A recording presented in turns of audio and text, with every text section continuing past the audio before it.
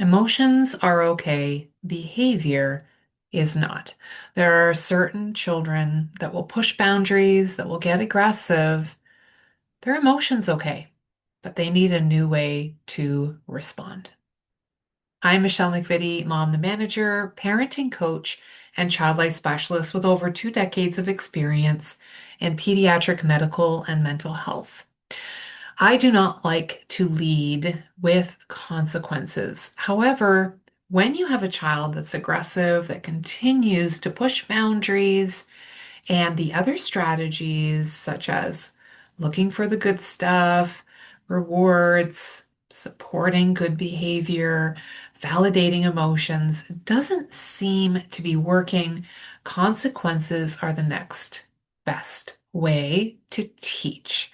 Behaviorism is a bit of a struggle for parents because we're in a world where we are focusing on emotion. We want a child to have autonomy.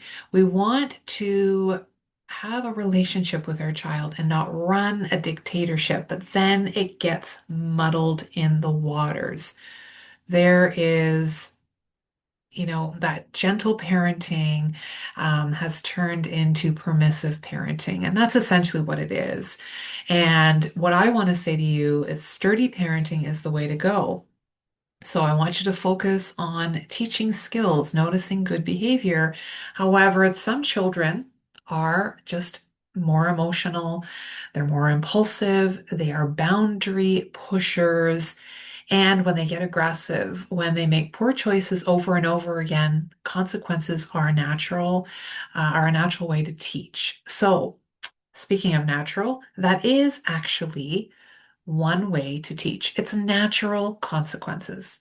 So, for example, you've got a child that you've tried to help. You're saying, okay, I'm going to support you. I can help you with studying.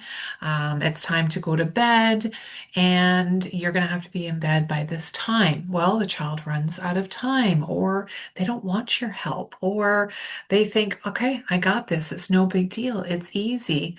And we're stressing out. We want the child to do well. We can tell that they're not doing well. And then the natural consequence is what? The next day, they are not prepared. They may get a bad grade. The that is really hard. It's really hard on them and it's really hard on you. Well, that is one way to possibly get them motivated to make those shifts. Another natural consequence is going to bed too late. You still need to get up for hockey practice. That's a natural consequence. You're going to be tired. You had the choice. You went to bed later, and this is your consequence, is that you are tired. Another natural consequence is I do not want to wear a jacket. They're going to get cold. These are natural consequences, and they are not adult imposed. We are allowing things to happen. A lot of times, parents don't want that to happen. Then you get in the way, and it's a teachable moment that is natural, that happens, that is not a parent saying, this is what your consequence is.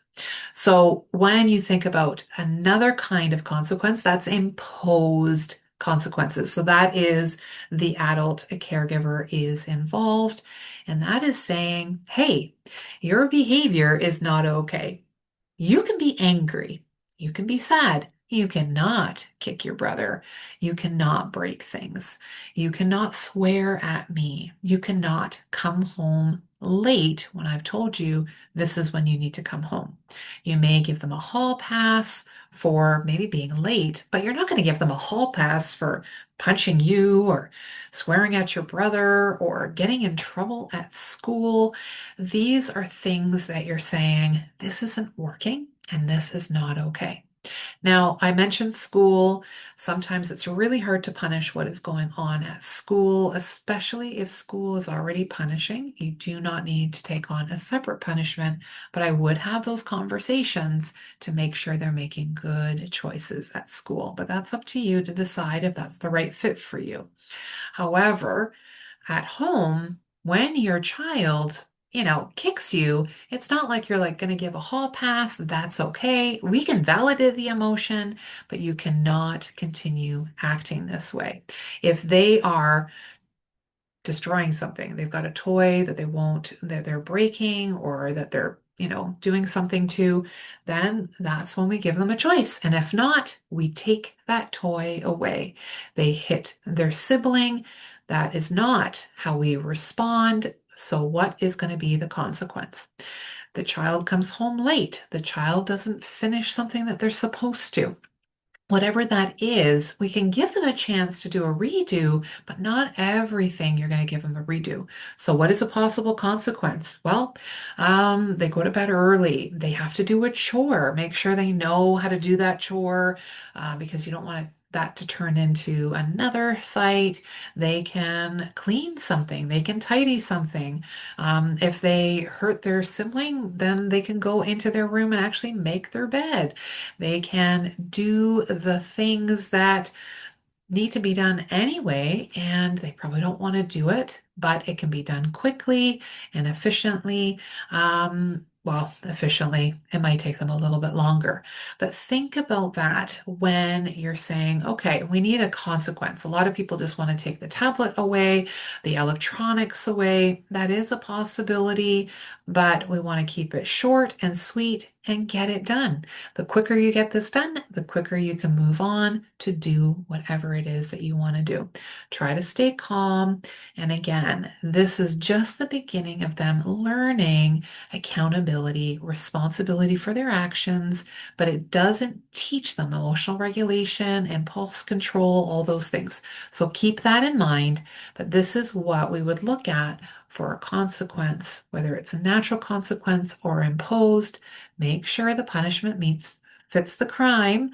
You don't want to be grounding them for a week for something that they did. I mean, that's a huge, huge punishment. That would be like something really bad. And again, having those conversations, figuring out what's behind the behavior, because again, a punishment won't necessarily change behavior. Okay, so let's look into that a little bit more. I have lots of programs that will help you do that. Feel free to comment if you have any questions, strategies that haven't worked, and when you would use consequences.